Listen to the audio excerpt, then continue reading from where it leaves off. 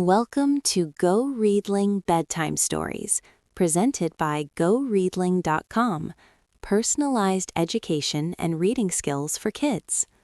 Find a comfortable spot, close your eyes, take a slow, deep breath, and let our story carry you gently off to sleep. Tonight's story is called The Tortoise and the Hare. Once upon a time, in a wide green meadow at the edge of a forest, where the wildflowers grew tall and the bees hummed lazy songs all day long, there lived a hare. Now this was no ordinary hare. His name was Hartley, and he was the fastest animal anyone in the meadow had ever seen. He could sprint from one end of the field to the other in the time it took a sparrow to blink. He could outrun the foxes, the deer, the rabbits, and even the swallows that swooped low over the grass on summer evenings. His legs were long and powerful, and when he ran, he was a blur of tawny fur and flashing white tail, moving so fast that the buttercups bent in his wake and the dandelion seeds scattered like tiny parachutes. Hartley knew he was fast. He knew it the way the sun knows it is bright and the river knows it is wet. It was simply a fact of his existence, as certain and unchangeable as the sky being blue. And because he knew it so well, and because everyone else knew it too, Hartley had become, over years of easy victories and effortless triumphs, rather proud of himself. Not just proud, insufferably, spectacularly, magnificently proud. Every morning, Hartley would stretch his long legs in the meadow and challenge anyone who happened to be passing to a race. "Good morning, squirrel," he would call out. "Fancy a race to the old oak tree?" The squirrel would shake his head and scurry away. "Hello there, hedgehog. Race you to the pond?" The hedgehog would curl into a ball and pretend to be asleep. "Badger, sparrow, field mouse, anyone?" Nobody wanted to race Hartley because nobody could win, and losing to Hartley was particularly unpleasant. Not because he was cruel, but because he was so very, very pleased with himself afterward. He would prance around the meadow, his chin held high, his ears pointing straight up like two furry flagpoles, telling anyone who would listen and many who would not about his latest victory. "Did you see that? Did you see how fast I was? I barely even tried. I could have done it with my eyes closed. I could have done it hopping on one leg."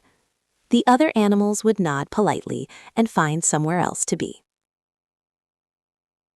On the other side of the meadow, near a quiet stream that trickled over smooth stones and wound its way through a patch of soft moss, there lived a tortoise. Her name was Tilly, and she was, by any reasonable measure, the slowest creature in the meadow. She was old, though no one knew exactly how old, and her shell was a beautiful dome of dark green and brown, worn smooth by decades of sun and rain. She moved through the world at a pace that could only be described as deliberate. Each step was careful, considered, and placed with the quiet precision of someone who understood that the ground beneath her feet was worth paying attention to. She noticed things that the other animals missed entirely: the tiny blue flowers that grew between the stones, the way the light changed color as it filtered through the leaves at different times of day, the particular sound the stream made when it passed over the flat gray rock versus the round white one. She had been walking the same paths through this meadow for longer than most of the other animals had been alive, and she knew every inch of it with a deep, unhurried intimacy. Tilly did not mind being slow. She had made peace with it long ago, the way one makes peace with the shape of one's nose or the sound of one's voice. It was simply who she was. She could not run, could not leap, could not dash or dart or sprint, but she could walk, steadily and surely, for hours and hours without stopping, putting one sturdy foot in front of the other, with a patience that was almost hypnotic to watch. The other animals respected Tilly. She was kind and wise, and always had time to listen to their problems, which she did with her ancient, thoughtful eyes, and her habit of nodding very slowly before offering advice that was invariably sensible, practical, and right. When the young rabbits quarreled, they went to Tilly. When the birds could not agree on the best place to build a nest, they asked Tilly. She was the meadow's quiet anchor, steady and reliable, always there, always the same, like the old oak tree or the stream or the hills on the horizon. One especially lovely spring morning, Hartley was in particularly fine form. He had just raced a young deer and won by such a margin that the deer was still at the halfway point when Hartley crossed the finish line, turned around, ran back to the halfway point, and crossed the finish line again. He was now prancing through the meadow, recounting this triumph to anyone within earshot. "Twice," he was saying to a pair of unimpressed ducks. "I ran the course twice in the time it took him to run it once. I am not just fast, I am impossibly fast. I am historically fast. There is no animal in this meadow, in this forest, in this entire country who could beat me in a race. It simply cannot be done." He paused for dramatic effect. "I am," he declared, "unbeatable." And from the mossy bank by the stream, a quiet, unhurried voice said, "I will race you." Every animal in the meadow turned to look. It was Tilly. A stunned silence fell over the meadow. A butterfly, which had been drifting peacefully past, stopped in midair and hovered, as if it too could not believe what it had just heard. Hartley stared at Tilly. Tilly looked calmly back at him. "You?" Hartley said, and then he laughed. It was a big, braying laugh that echoed across the meadow and startled the crows out of the elm tree. "You want to race me? You, the slowest creature in the entire meadow, want to race me, the fastest?" He laughed so hard he had to sit down. He laughed so hard that tears ran down his furry cheeks. He rolled in the grass, kicking his long legs in the air. The other animals watched in embarrassed silence. Tilly waited. She did not seem offended.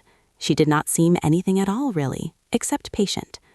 When Hartley's laughter finally subsided to occasional hiccups and snorts, she said simply and clearly, "Yes, I want to race you. Tomorrow morning. From the old stone wall to the big chestnut tree on the hill. Do you accept?" Hartley wiped his eyes and grinned. "Of course I accept. This will be the easiest race of my life. I will enjoy it immensely." He bounded away, already planning how he would tell the story of his ridiculous victory for weeks to come. The other animals gathered around Tilly, worried and confused. "Tilly, what are you doing?" asked the squirrel. "You cannot possibly win. He is 100 times faster than you." 1,000 times, corrected the hedgehog helpfully. Tilly smiled her slow, gentle smile. "Perhaps," she said, "but speed is not the only thing that matters." She said nothing more, no matter how much they pressed her, and eventually she wandered back to her mossy bank by the stream and settled in for the evening, watching the sunset paint the sky in shades of peach and lavender. The other animals whispered among themselves. Most thought Tilly had lost her mind. A few, the older and wiser ones, were not so sure. There was something in Tilly's calm, steady eyes that suggested she knew something they did not. The next morning dawned bright and beautiful. The sun rose over the hills in a blaze of gold, and the dew on the grass sparkled like scattered diamonds. It seemed as though every creature in the meadow and the forest had come to watch the race. Squirrels perched in the branches, rabbits lined the route, birds sat on fence posts and tree stumps. Even the fish in the stream seemed to be paying attention, their silver bodies catching the light as they drifted near the surface. The old stone wall stood at one end of the meadow, gray and mossy and ancient, and far away, up the long, gentle slope of the hill, the big chestnut tree spread its branches against the blue sky. The distance between them was considerable. It was not a short sprint, but a long, winding course that climbed steadily uphill, through the meadow, across the stream, through a patch of wildflowers, past the old oak, and up the final slope to the finish line at the chestnut tree. Hartley arrived at the starting line looking splendid. He had groomed his fur until it gleamed. He stretched his long legs ostentatiously, touching his toes, doing high kicks, making a great show of his preparations. He bounced on the spot, his powerful haunches coiling and releasing with explosive energy. The crowd murmured with admiration. He was, there was no denying it, a magnificent athlete. Then Tilly arrived. She plodded up to the starting line at her usual unhurried pace, her ancient shell rocking gently from side to side, her wrinkled face calm and composed. She did not stretch, she did not bounce. She simply took her place beside Hartley and looked up at the hill in the distance with a quiet, steady gaze. "Are you sure about this?" Hartley asked, not unkindly. He was feeling generous in his certainty.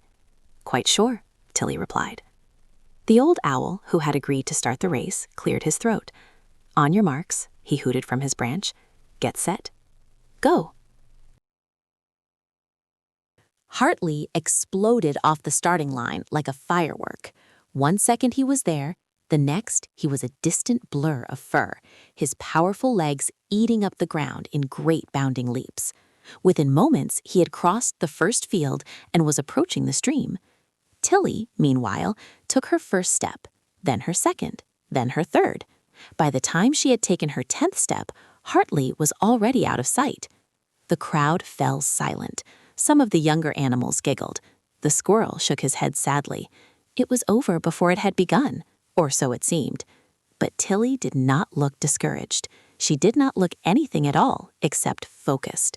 1 foot in front of the other, steady and sure, her eyes fixed on the distant hilltop.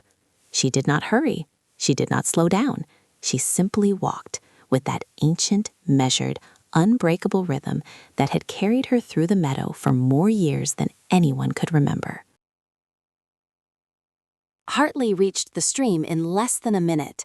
He leaped over it in a single bound, sailing through the air, his ears streaming behind him. He landed lightly on the far bank and looked back.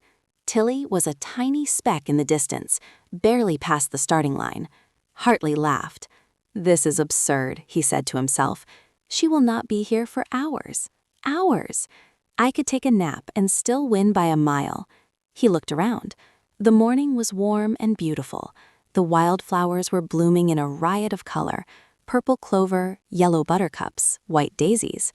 A patch of soft, cool grass lay in the shade of a hawthorn bush, dappled with gentle sunlight. It looked impossibly inviting. "Just a short rest," Hartley said, settling down into the grass. 5 minutes, maybe 10. She is so slow that I could sleep until noon and still beat her." He yawned, a great, wide, luxurious yawn. He crossed his paws behind his head. The breeze was soft and warm, carrying the scent of clover and honey. His eyes grew heavy. Within moments, Hartley was asleep, and not just a light, cautious doze, but a deep, thorough, bone-melting sleep, the kind of sleep that pulls you under like warm water and holds you there. He dreamed of racing, of course. In his dreams, he ran faster than the wind, faster than light, leaping over mountains and rivers in single bounds. He dreamed he could fly. The sun climbed higher in the sky. The morning warmed into midday. Bees drifted lazily among the wildflowers. A ladybird landed on Hartley's nose, stayed for a while, and flew away. A spider began to build a web between his ears. And still he slept, snoring softly, his legs twitching now and then as he raced through his magnificent dreams. Meanwhile, far behind him, Tilly walked, step by step by step, through the first field, her sturdy legs carrying her forward with their tireless metronome rhythm. She reached the stream, and, because she could not leap over it, she waded through the shallow water, feeling the cool current against her legs, and climbed carefully up the far bank. Tilly walked through the patch of wildflowers, and she took a moment, just a brief moment, to admire the small blue flowers that grew among the taller ones. She noticed a caterpillar on a stem of clover and wished it a good morning. She passed the sleeping Hartley and glanced at him with her calm, dark eyes. The spider had made considerable progress on its web between his ears. A daisy had grown up through his crossed paws. He was snoring with a deep, rhythmic rumble that made the grass around his nose flutter. Tilly did not stop. She did not gloat. She did not even smile exactly. She simply noted his position, turned her gaze back to the distant hilltop, and kept walking. 1 step, another step, another. The sun moved slowly across the sky, and Tilly moved slowly across the meadow, and neither of them hurried, and neither of them stopped. She passed the old oak tree. The animals who had gathered there watched her with wide, astonished eyes. Nobody said a word. The squirrel's mouth hung open. The afternoon wore on. The shadows grew longer. Tilly was climbing the hill now, the final stretch of the course, of gentle green slope that led up to the big chestnut tree. Her legs ached. The hill was steep for a creature built so close to the ground, and each step was an effort. But she did not stop. She had never stopped, not once, not for a single step, since the race began. Behind her, far below at the bottom of the meadow, Hartley slept on. A family of field mice had made a nest in the curve of his belly. The spider's web between his ears was now a magnificent construction, glistening with tiny droplets of afternoon dew. One of Hartley's back legs kicked out suddenly as he dreamed of an especially impressive leap, and the field mice scattered briefly before settling back in. The old owl, who had been watching from his branch all day with patient, knowing eyes, ruffled his feathers and turned his head toward the hilltop, where a small, determined shape was growing closer and closer to the chestnut tree. The sun was low in the sky, painting everything in warm amber light when Hartley woke. He yawned, stretched, and blinked lazily at the sky. How long was I asleep? He wondered. The sun was much lower than he remembered. No matter, he said cheerfully, shaking the spider's web from his ears and dislodging a startled ladybird from his shoulder. Tilly is probably still at the starting line. He stood up, stretched his legs, and looked up the hill toward the chestnut tree. What he saw made his blood turn to ice. A small, round shape was moving slowly, so slowly, up the final stretch of the hill. It was close to the top. It was very close to the top. It was Tilly, and she was barely 20 paces from the finish line. Hartley's heart dropped into his stomach. "No," he gasped. "No, no, no." He launched himself forward with every ounce of speed his powerful legs possessed, his paws tearing at the ground, his ears flat against his head, a streak of desperate tawny fur blazing up the hillside. He ran as he had never run before. He ran with his whole body, every muscle straining, every sinew stretched to its limit. He crossed the wildflower field in seconds. He flew over the stream without breaking stride. He pounded past the old oak, his lungs burning, his legs screaming. The animals along the route gasped and cheered and pressed back to let the blur of fur fly past. Up the hill he raced, his powerful legs churning, the ground a green blur beneath him. He could see Tilly ahead, 10 paces from the chestnut tree, then 8, then 5. He was gaining, he was closing, he was almost there. The crowd on the hilltop was shouting, the birds were screaming, the squirrels were chattering. Tilly's old legs moved with the same steady, unhurried rhythm they had maintained all day. One step, another, another. The chestnut tree's shadow fell across her shell. Tilly's right front foot touched the root of the chestnut tree, just as Hartley's outstretched paw reached for the trunk, 2 lengths behind her. She had won. The meadow erupted. Birds burst from the branches, singing. Rabbits thumped the ground with their back feet in wild applause. The squirrel did a somersault on his branch. Even the old owl, who was rarely moved to strong emotion, let out a long, approving hoot. Tilly stood quietly at the base of the chestnut tree, breathing slowly, her old heart beating its steady, faithful beat. And she looked out over the meadow, golden in the evening light, and smiled. It was a small, private smile, not triumphant, not boastful, just quietly, deeply satisfied. Hartley lay on the ground beside her, panting, his sides heaving, unable to speak. He stared at the tortoise who had just beaten him in a race, and he could not understand it. How? How had the slowest creature in the meadow beaten the fastest? When Hartley caught his breath, he sat up and looked at Tilly. He expected to find her gloating or smug, or at least a little pleased with herself in the insufferable way that he himself was always pleased with himself. But Tilly just looked at him with her calm, kind, ancient eyes, and there was something in her gaze that was not mockery or triumph, but something gentler, understanding. "How?" Hartley asked, and his voice was small, like a child's. "How did you beat me?" Tilly was quiet for a moment. "I did not beat you, Hartley," she said. "You beat yourself. You had every gift you needed to win this race. You are faster, stronger, more powerful than I will ever be. But you stopped. You sat down. You fell asleep. You trusted that you would win because you have always won, and you forgot the one thing that matters more than speed." "What is that?" Hartley asked. "Showing up," Tilly said simply. "Putting one foot in front of the other, and not stopping until you reach where you are going." Hartley was quiet for a long time. The sun was setting now, and the sky was streaked with orange and pink and purple, like a painting done by someone who loved color more than anything. The other animals had drifted away, giving them space, sensing that something important was happening. "I have been foolish," Hartley said at last. "Very foolish," Tilly agreed pleasantly. Hartley looked at her, and for the first time since she had known him, he laughed at himself. It was not the braying, boastful laugh the meadow was used to hearing. It was a quiet, rueful laugh, the sound of someone who has learned something true about himself and is surprised to find that the truth, though humbling, is also a relief. "Will you teach me?" Hartley asked. "Teach you what?" "How to be steady, how to keep going, how to notice the small things instead of always racing past them." Tilly smiled. "I will walk with you tomorrow morning," she said. "We will start slowly." "Slowly," Hartley repeated, and the word felt strange and new in his mouth, like a taste he had never tried before.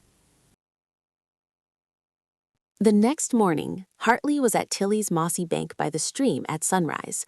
He bounced on his enormous feet, energy crackling through every muscle in his body. "Ready?" he asked. "Ready," Tilly said, and began to walk. For the first 10 minutes, Hartley thought he might explode. Walking at Tilly's pace was agony for a creature built for speed. His legs twitched, his muscles screamed. Every instinct in his body told him to run, to sprint, to burst forward and leave this plodding, maddening slowness behind. But he gritted his teeth and matched her pace, one careful step at a time. And after a while, something strange began to happen. He noticed the dew on the grass, each droplet a tiny crystal ball reflecting the morning sky. He noticed the smell of the earth, rich and dark and alive. He heard the individual voices of the birds, not as a general chorus, but as distinct songs, each one different, each one beautiful. He saw the tiny blue flowers between the stones that Tilly had been looking at for years. "Oh," he said softly, "these are lovely." Tilly nodded. "They have always been there," she said. Days turned into weeks, and the meadow witnessed something none of its inhabitants had expected: a friendship between the fastest creature and the slowest. Every morning, Hartley and Tilly walked the meadow paths together. Hartley learned to slow down, to look, to listen, to be present in each moment instead of racing past it. He learned that a walk could be as satisfying as a sprint, that arriving was not always the point, that sometimes the journey itself was the treasure. And Tilly, in her quiet way, learned something too. She learned that it was all right to be a little bit more adventurous, to take a slightly different path, to explore a corner of the meadow she had never visited before. With Hartley beside her, she felt braver, more willing to step outside her familiar routines. They balanced each other, the hare and the tortoise, speed and steadiness, impulse and patience, and together they were better than either had been alone. Hartley did not stop racing. He still loved to run, and he was still the fastest animal in the meadow by a wide margin, but he raced differently now. He raced for the joy of running, not for the pleasure of winning. He raced to feel the wind in his fur and the ground flying beneath his feet, not to prove that he was better than everyone else. And when he won, which he nearly always did, he was gracious and kind. complimenting his opponents on their effort rather than boasting about his own. The other animals noticed the change immediately. They began to like Hartley, which surprised them almost as much as the race itself had. He was pleasant company now, the kind of friend who listened when you talked and remembered what you said. He helped the young rabbits practice their running, patient and encouraging. He brought wildflowers to the old hedgehog, who could no longer walk far enough to find them herself. The meadow was a warmer place with this new, gentler Hartley in it. One evening, as summer turned to autumn, and the chestnut tree on the hill was heavy with glossy brown conkers, Hartley and Tilly sat together on the mossy bank by the stream. The air was cool and smelled of fallen leaves and rain and the particular bitter-sweet scent of a season ending. The stream murmured its eternal, unhurried song over the smooth stones. A single leaf, red as a ruby, drifted down from a branch above and landed on the water, spinning slowly as the current carried it away.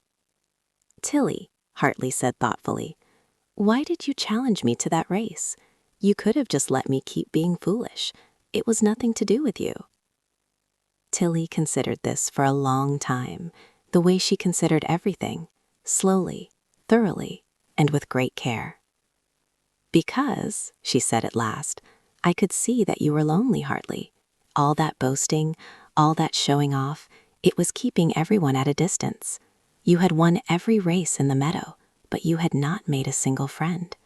I thought perhaps if you lost just once, you might find something better than winning." Hartley blinked. His nose twitched. He looked at Tilly's wrinkled, patient face, and he felt something warm and large swell in his chest. Gratitude so deep it was almost overwhelming. "You were right," he said quietly. "Losing that race was the best thing that ever happened to me." They sat in comfortable silence as the stars came out, one by one, like tiny lanterns being lit across the velvet sky. The meadow settled into its nighttime hush. The rabbits were in their burrows. The birds were on their branches. The old owl was just waking up, blinking his great round eyes at the rising moon. And on the mossy bank by the stream, the fastest creature in the meadow and the slowest creature in the meadow sat side by side, watching the sky, saying nothing, needing nothing, two friends who had found in each other exactly what they had been missing all along. And that, dear little one, is the story of the tortoise and the hare. It is a very old story, one of the oldest in the world, but its truth is as fresh and bright as a spring morning. It does not matter how fast you are or how slow. It does not matter if you are the quickest or the cleverest or the strongest. What matters is that you keep going, one step at a time, steady and sure, and that you never, ever give up. The race is not always won by the swift. Sometimes it is won by the one who simply refuses to stop. So close your eyes now, little one, and rest. Tomorrow is a new day, full of new paths to walk and new things to notice. Take your time. There is no rush. The world will wait for you, and every step you take, no matter how small, is carrying you exactly where you need to go. Good night, dear one. Sleep well, and dream of green meadows and gentle streams, and a world that rewards the patient heart. And that is the end of our story. Thank you for listening to GoReadling Bedtime Stories. Visit GoReadling.com for more stories, reading adventures, and fun learning for kids. Sweet dreams, little one. Good night.